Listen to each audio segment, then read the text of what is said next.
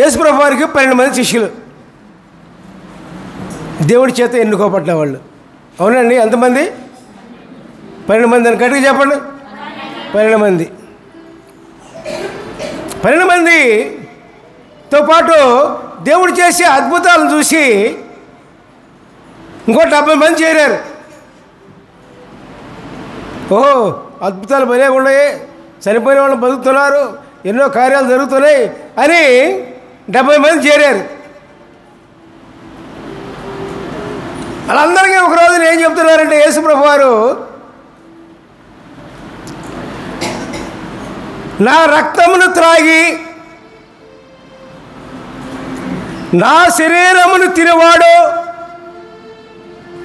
నిత్య జీవము పొందరు అని దేవుని వాక్యం చెప్తున్నాడు. దేవుడు యేసయ్య చెప్తున్నారు పిల్లారా. అప్పుడు ఈ 70 మంది శిష్యులు కూడా,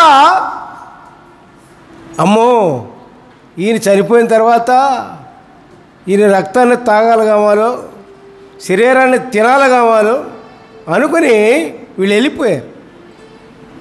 ఇంకా లాభం లేదు, యేసయ్య దగ్గర ఉంటే లాభం లేదు, మేము పోతున్నామని పోయారు వాళ్ళు. అప్పుడు యేసయ్య అన్న మాట ఏంటో తెలుసా అండి? 12 మంది శిష్యులు నిలిచారు ఇక్కడ. 12 మంది శిష్యులు ఉన్నారు. వాళ్ళెల్లా యేసుప్రభు వారు వారిని అడుగుతున్నారు, మీరు కూడా వెళ్తారా అని అడుగుతున్నారు.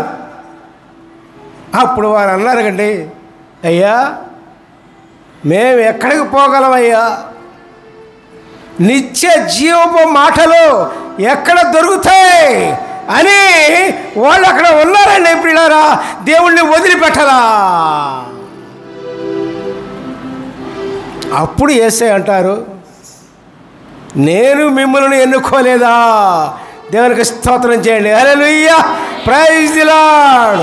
దేవుని చేత ఎన్నుకోబడినటువంటి సేవకుడు కానీ, విశ్వాసులు కానీ, మానవులు ఎవరైనా సరే దేవుని దగ్గర నిలుస్తారు పిల్లారా, లేకపోతే నిలవరు.